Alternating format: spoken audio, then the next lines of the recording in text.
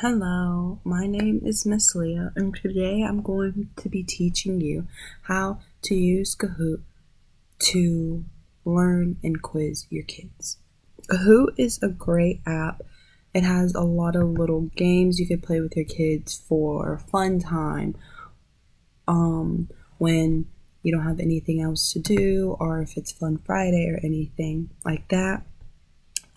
Also, if they have a sub in the classroom, Kahoots could be a great way for them still to learn, where the sub just has to open it up or something like that. So we're not going to be using these today, but we're going to be creating our own. So with creating your own Kahoot, you just press create and then Kahoot. Creating your own Kahoot is a great way for you to show the kids, or like to see what the kids know. So it's a great way to quiz them before a test or a quiz that they're having, or to make sure that they're understanding the information that they've already learned. So if they don't, you can go back and explain it more or give them a new way of showing it. It's also a great way to go through the Kahoot and reward the kids that did good, but also go back and teach the kids that didn't do so good on what y'all are learning and stuff like that, using the Kahoot still. So the first thing, we're going to close that, and we're just going to start off with our normal thing. So this is the question one, which we don't want to start off with just a question. We want to add a slide and start off with a starter, what they're going to see before the assignment. So you can make it classic or big title. You're going to have a little picture for any of them you choose. We're just going to do a classic one. So most of the time you'll already have your information. I already laid out my information, so we didn't have to go off that. I just want it to be based on the Kahoot and not on what they're learning too much. So we can delete this one, and we just have the one slide. Y'all can't see the one slide, but only the title slide is what we're going to have right now. So as I said before, I don't want them to not know this information. So the slide that I previously have showed them, I'm going to use that slide and go through it, read all the information, and make them into questions. You could use some of the same questions as your quiz even to give them a little hint on what the quiz is going to be like, and you can tell them that before. So the first thing we need is a title, and we can use the exact same thing as this slideshow and just copy it right there. And then you're going to need a little image. I'm going to get my image from Google. Google makes it easy just to see it all laid out, and so you're not searching on Kahoot for a long time. But you could also search with Kahoot. That's also fine. So just like that, we have our title, and then we have a photo, and you could put a little text here, but we don't really need to do that because the kids should already know what they're learning at this point, seeing as you've gone through this slide already. So it's just a recap, not learning new information. So I've already picked out my questions that I'm going to use, and I'm going to show y'all how to set them up. So I picked out just questions that I've already had on the slides. If I go through the slides, you could match the questions with the slide. And I picked out, just like a quiz, one correct one, and then the rest are just made up questions, or questions that could be it, but aren't it. You can put some funny ones in there, but most of the time, just putting questions or things that maybe the kids have asked before to show that it's not right. Okay. So all you have to do is copy from there to that, or type it. So you can, I press add questions, and we're going to do quiz. You can also do true or false questions, or type it. Any of these work for different things.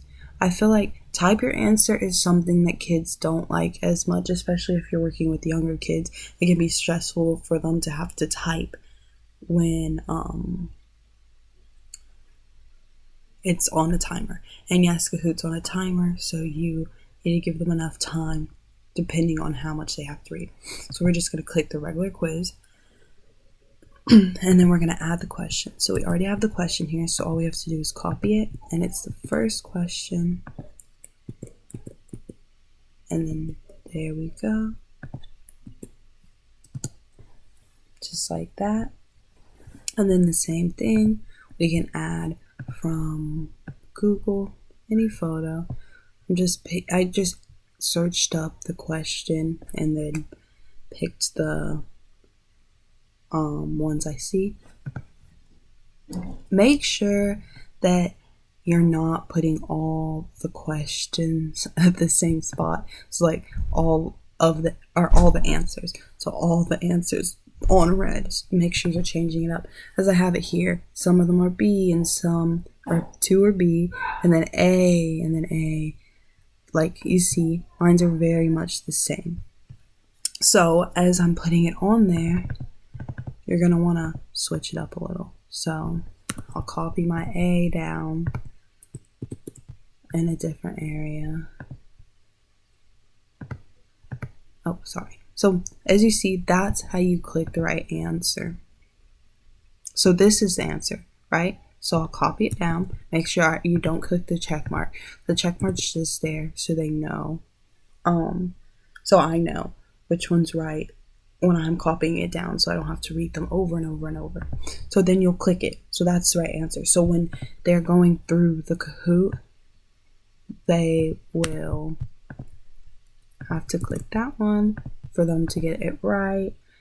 Something else that I like about Kahoot is that you can click multiple. So these 2 could both be the right answer, but I only have them as one right answer, or 3 of them can be the right answer, or all of them can be the right answer if it's a trick question.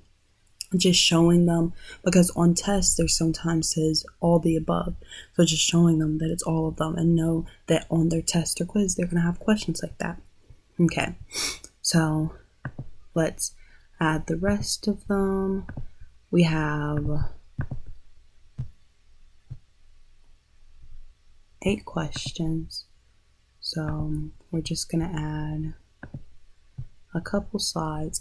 I'm not going to go through all of them because I think that you get the basic idea as I go through it. So you're going to do the same thing, just adding the question, and then all the answers. And it doesn't take a long time. I think the longest part might be coming up with the questions.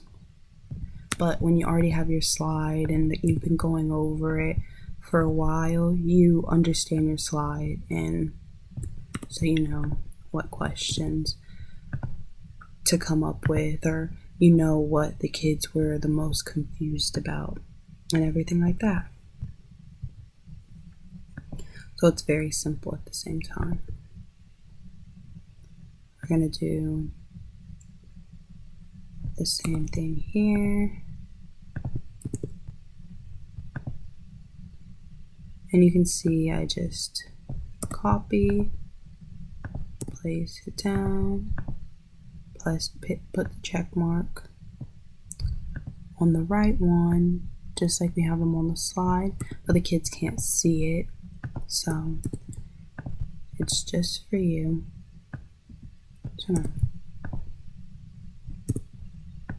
Okay. So you get the basics of putting the questions down and putting the answers. sorry, I'm just gonna delete this one real quick.